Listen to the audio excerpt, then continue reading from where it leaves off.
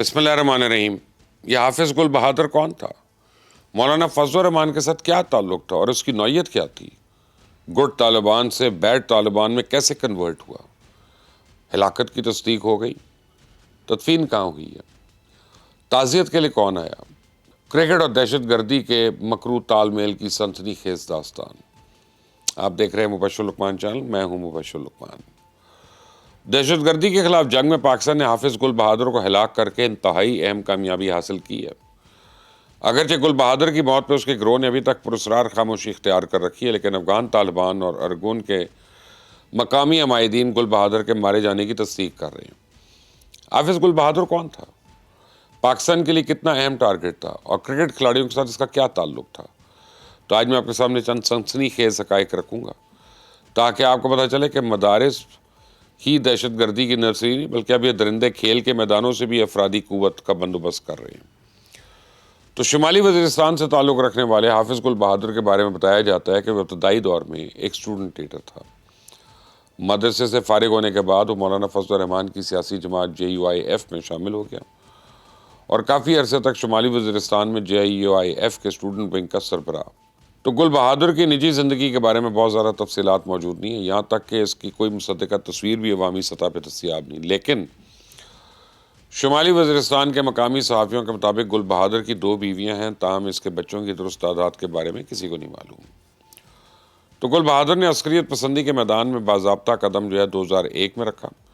افغانستان پہ امریکی حملوں کے فوراً بعد گل بہادر نے قبائلی عسکریت پسندوں کو اکٹھا کیا اور شورا مجاہدین کے نام سے شمالی وزیرستان میں اپنا ایک گروہ بنا لیا۔ یہ گل بہادر کا ہی گروہ تھا جس نے افغان طالبان اور القاعدہ کے کارکنوں کو شمالی وزیرستان میں ٹھکانے فراہم کیے۔ گل بہادر کا القاعدہ کے ساتھ تعلق کا اندازہ آپ اس بات سے لگا لیں کہ پاکستان میں امریکن ڈرون حملوں میں مارے جانے والے اکثر القاعدہ رہنما شمالی وزیرستان میں گل بہادر کے زیر کنٹرول علاقوں میں خصوصاً دتا خیل میں نشانہ بنے۔ تو القاعدہ کے ساتھ قریبی تعلق کے باوجود حافظ گل بہادر کو گڈ طالبان کہا جاتا تھا۔ تو اس کی سب سے بڑی وجہ وہ امن معاہدہ ہے جو 2006 میں اس نے حکومت پاکستان کے ساتھ کیا، اور اس امن معاہدے کے تحت گل بہادر نے شمالی وزیرستان میں پاکستانی سیکیورٹی فورسز پہ حملے روک دیے، لیکن القاعدہ اور افغان طالبان کی میزبانی اور معاونت بند نہیں کی ہے۔ تو جنوبی وزیرستان میں جب کالعدم TTP کے دہشت گردوں کے خلاف آپریشن شروع ہوا تو وہ بھی پناہ کی تلاش میں شمالی وزیرستان بھاگ گئے۔ حافظ گل بہادر نے ان لوگوں کو اپنے علاقے میں ٹھکانے فراہم کیے، لیکن ساتھ ہی انہیں پابند کیا کہ وہ سیکیورٹی فورسز پہ حملے نہیں کریں گے۔ تو حکیم اللہ محسود کی ہلاکت پر TTP نے جب سیکیورٹی فورسز پہ حملوں کا اعلان کیا تو گل بہادر ان کے سامنے دیوار بن کے کھڑا ہو گیا۔ گل بہادر کو گڈ طالبان قرار دینے کی دوسری وجہ یہ تھی کہ اس نے کبھی بھی TTP میں شمولیت اختیار نہیں کی۔ نور ولی محسود نے اپنی کتاب انقلاب محسود میں اس بات کا اعتراف کیا کہ بیت اللہ محسود نے دسمبر 2007 میں TTP کے قیام سے پہلے حافظ گل بہادر کو ساتھ ملانے کی کوشش کی تھی، اور 2008 میں شیر علی شاہ نامی ایک مذہبی رہنما، 2009 میں القاعدہ کے مقامی سربراہ مصطفیٰ ابو زیدہ عرف حافظ سلطان نے بھی گل بہادر کو TTP میں ضم ہونے کی پیشکش کی، لیکن وہ نہیں مانا۔ 2023 میں نور ولی محسود نے گل بہادر کو TTP کا نائب سربراہ کا عہدہ دینے کی پیشکش بھی کی، اور افغانستان میں دونوں گروپس کے درمیان اس ایشو پہ طویل مذاکرات بھی ہوئے، لیکن آخر میں گل بہادر نے یہ آفر ٹھکرا دی۔ تو گل بہادر کا تعلق TTP کے ساتھ کوئی نظریاتی یا مسلکی اختلاف نہیں تھا، بلکہ اسے انکار کی واحد وجہ روایتی قبائلی رقابت تھی۔ 2014 میں جنرل راحیل شریف کی قیادت میں پاک فوج نے آپریشن ضرب عضب شروع کیا تو گل بہادر سمیت تمام شدت پسند گروہ سرحد پار افغانستان منتقل ہو گئے۔ افغانستان منتقل ہونے کے بعد گل بہادر گروپ ٹوٹ پھوٹ کا شکار ہوا، اور اگست 2021 میں افغانستان میں طالبان کے برسر اقتدار آنے کے بعد گل بہادر نے دیکھتے ہی دیکھتے چھوٹے چھوٹے کئی شدت پسند گروپس کو ساتھ ملا کر اتحاد المجاہدین کے نام سے اپنا ایک گروہ دوبارہ کھڑا کر لیا، اور افغانستان میں بیٹھ کر پاکستان کی سیکیورٹی فورسز پر حملوں کا آغاز کر دیا۔ یوں گل بہادر گڈ طالبان کی فہرست سے نکل کے بیڈ طالبان کی صف میں کھڑا ہو گیا۔ تو حافظ گل بہادر کے گروہ کو افغانستان میں موجود تمام بین الاقوامی دہشت گرد گروپس کی سرپرستی اور معاونت حاصل تھی، اور اس شدت پسند کمانڈر نے ایک خاص حکمت عملی کے تحت جیش فرسان، جیش عمری، غزایانو کاروان، سفیان کاروان، اسود الخراسان، شیخ سعدی کاروان، اسود الحرب، جیش انصار، المہدی خراسان کے نام سے چھوٹے چھوٹے کئی ذیلی گروہ بنا رکھے تھے۔ تو شمالی وزیرستان، بنو اور لکی مروت کے علاقوں میں سیکورٹی فورسز پر حملوں کی ذمہ داری یہی گروہ قبول کرتے آ رہے تھے، اور اطلاعات کے مطابق گل بہادر کی زیر قیادت اس وقت بھی 2 سے 2,500 تک شدت پسند سرگرم ہیں۔ اور پچھلے سال جولائی میں جب جیش الفرسان نامی گروہ نے بنو کینٹ پر حملہ کرنے کی ذمہ داری قبول کی تو حکومت پاکستان نے گل بہادر کے گروپ کو بھی کالعدم تنظیموں کی فہرست میں ڈال دیا۔ تو پاکستان کی سیکورٹی فورسز کو ایک عرصے سے گل بہادر کی تلاش تھی، اور حکومت پاکستان نے کئی بار افغانستان سے اس کی حوالگی کا مطالبہ کیا اور اس بارے میں انٹیلیجنس معلومات بھی فراہم کی، لیکن کابل انتظامیہ نے پاکستان کی ان درخواستوں پہ کوئی توجہ نہیں دی۔